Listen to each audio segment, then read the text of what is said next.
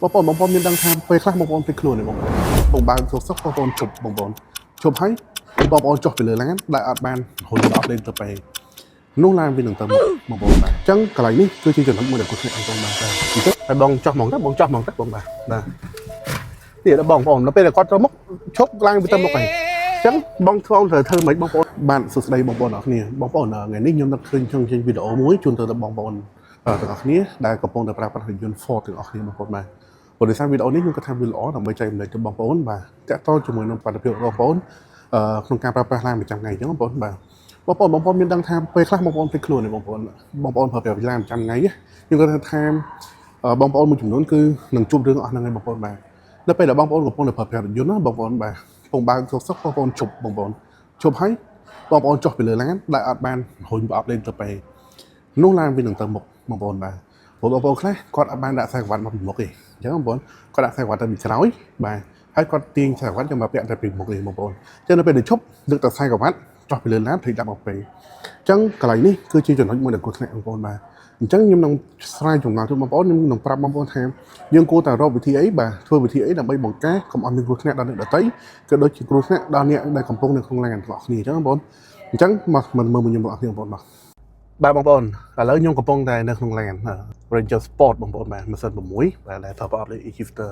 អញ្ចឹងខ្ញុំមានក្រុមការងារ2នាក់មួយដែលគាត់ចាំថតបាទមួយទៀតឲ្យគាត់អង្គុយនៅខាងអ្នកបើកបរអញ្ចឹងឥឡូវនេះខ្ញុំនឹងប្រាប់បងប្អូនថាអ្វីដែលខ្ញុំចង់និយាយជូនបងប្អូននៃប្រព័ន្ធសុវត្ថិភាពហ្នឹងវាជាអីគេអញ្ចឹងបងប្អូនឥឡូវខ្ញុំឲ្យគ្នាខ្ញុំគាត់ពាក់ខ្សែក្រវ៉ាត់សិនបងពាក់ខ្សែក្រវ៉ាត់នោះបាទចឹងបងប្អូនដឹងទេថា e-shifter កាលណាបងប្អូនបើកទ្វារ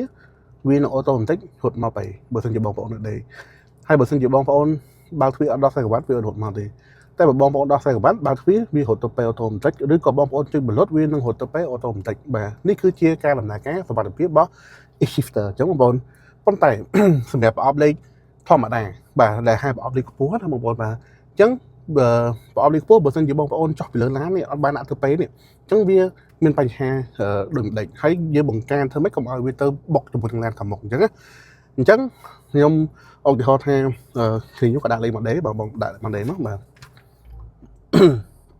បាទអញ្ចឹងអត់ថាឥឡូវគាត់មិនកើតទៅមុខបាទគាត់ជិះទៅមុខធម្មតាបាទអញ្ចឹងដល់ថាបងជប់បងផ្លេចដាក់មកពេលអញ្ចឹងបងចុចបលុតវានឹងអូតូមកពេលអូតូម៉ាទិកឯងមិនអញ្ចឹងមិនទៅទេបងបាទអញ្ចឹងបងឆាំវិញបាទ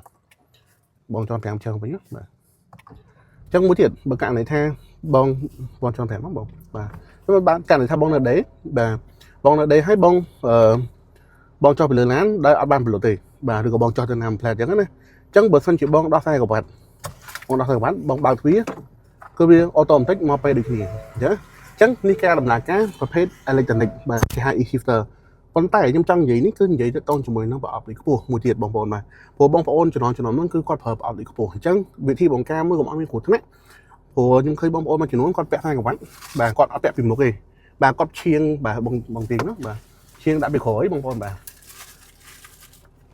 សុំទោសរឿងវែងតិចបងប្អូនតែខ្ញុំចង់បញ្យល់ជូនបងប្អូនវិញយល់បាទគាត់ឈៀងដាក់ពីក្រោយអញ្ចឹងនៅពេលដែលគាត់ចូលឡានគាត់ចូលពាក់តែប៉ុណ្ណេះមិនអញ្ចឹងបងប្អូនបាទអញ្ចឹងកាលណាបងដាក់លេខមកពេលមកបងដាក់លេខមកដេលបាទអញ្ចឹងបងទៅមុខបងប្អូនបាទបងទៅមុខតិចហ៎បងទៅមុខតិចចុះបាទដោះទាំងហ្នឹងបងបាទខ្ញុំបងទៅមុខតិចបាទអញ្ចឹងបងឈប់បងបាទឈប់បងលើខ្សែក្រវ៉ាត់បាទហើយបងចុះពីលើឡានបាទហើយបងចុះហ្មងទៅបងបាទ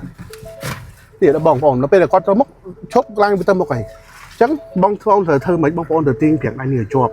បាទបងប្អូនឃើញឡាននៅដេកបាទតែឧបសគ្គភ្លាមបងប្អូនកុំភ័យបងប្អូនត្រូវតែទាញប្រាំងដៃនេះឲ្យជាប់បាទរហូតដល់ឡានឈប់វិញបងប្អូនបាទដោយសារឡាននៅខាងមុខនេះវាអង្គាអញ្ចឹងខ្ញុំអត់ឲ្យវាទៅមុខពេកទេតែបើសិនជាអត់មានឡានខ្ញុំឲ្យវាទៅមុខហើយអញ្ចឹងពេលណាបងប្អូនទាញហើយគាត់អាចឡើងមកវិញបានហើយអញ្ចឹងបងប្អូនបាទគាត់ឡើងមកវិញដើម្បីរុញប្រអប់លេខហ្នឹងមកគេអញ្ចឹងបងប្អូនចាំបងប្អូននេះជាប្រព័ន្ធសុវត្ថិភាពនេះគឺជាការបង្ការសុវត្ថិភាពមួយជូនបងប្អូនមិនថាបងប្អូនប្រើប្រអប់ប្រើប្រាំងដៃជាអេឡិចត្រូនិកឬក៏ប្រាំងដៃទាញទេបងប្អូនបាទអញ្ចឹងបងប្អូនអាចធ្វើបានដូចគ្នាបាទបើប្រាំងដៃទាញបងប្អូនគ្រាន់ច្បាច់ទាញមកចេះមកបាទនេះគឺជាវិធីបង្ការភ្លាមៗសម្រាប់បងប្អូនអង្គុយនៅខាងអ្នក passenger បងប្អូនកុំស្លន់ស្លោបងប្អូនកុំភ័យបាទគឺបងប្អូននៅពេលដែលឡានទៅមុខបងប្អូនត្រូវធ្វើហ្នឹងគឺទាញតែប្រាំងដៃអេឡិចត្រូនិកនេះមួយគឺឡានវានឹងឈប់អីព្រោះវិធីនេះដោយសារមានរឿងកាត់ហេតុហើយទៅយកមកនិយាយអញ្ចឹងបងប្អូនបាទមានភ្ញៀវគាត់មានបញ្ហាតែដល់ជាមួយនឹងការដាក់ខ្សែក្រវ៉ាត់អត់ដោះនឹងឯងអញ្ចឹងបងប្អូន ចឹង e-shifter គឺវាជួយបងប្អូនហើយប៉ុន្តែនៅពេលដែលបងប្អូនដាក់ខ្សែក្រវ៉ាត់ពីក្រោយបាទលើកពាក់ពីមុខបងប្អូនចុះទៅវាអត់រត់មកពេទេព្រោះដោយសារវាអត់ទាន់ដាក់ខ្សែក្រវ៉ាត់អីឡានបាទការវាគិតថាបងអត់បងអត់ទាន់ចុះពីឡានអញ្ចឹងបងប្អូនតែចាក់ស្ដែងបងប្អូនចុះទៅបាត់ហើយតែខ្សែក្រវ៉ាត់នៅកឹបនៅនេះអញ្ចឹងកន្លែងហ្នឹងបើសិនជាករណីរឿងហ្នឹងកើតឡើងខ្ញុំ recommend បងប្អូនគឺទាញប្រាំងដៃមកបងប្អូនបាទបងប្អូនកុំភ័យបាទបញ្ជាក់ម្សិលទៀតពេលដែលមានរឿងហ្នឹងកើតឡើងបងប្អូនកុំភ័យបងប្អូនប្រើប្រាំងដៃលើចំណុចទាញមកពឹបគឺជាប់អត់ទៅមុខទេឡានណាឥឡូវក៏សិតតែប្រើប្រាំងដៃលើចំណុចដែរបែបបឡានចាស់ដូចសេរី2000បាទ22ឬក៏20អីបងប្អូនច្បាច់ទាញប្រាំងដៃនេះមកបងប្អូនកន្លែងហ្នឹងគឺជាចំណុចមួយដែលខ្ញុំចង់ចែករំលែកហើយខ្ញុំគិតថាវាល្អសម្រាប់បងប្អូនដែលប្រើប្រាស់ឡានប្រចាំថ្ងៃអញ្ចឹងបងប្អូនការចែករំលែករបស់ខ្ញុំគឺខ្ញុំមានតែប៉ុណ្្នឹងជូនបងប្អូនប៉ុន្តែបើខ្ញុំនឹកឃើញវិធីផ្សេងឬក៏បងប្អូនមានចំណងអីផ្សេងបងប្អូនអាចសួរខ្ញុំក្នុង comment នេះបានអញ្ចឹងបងប្អូនបាទហើយចុងក្រោយពួកខ្ញុំក្រុមការងារសូមអរគុណសូមគោរពលាបងប្អូនបាទ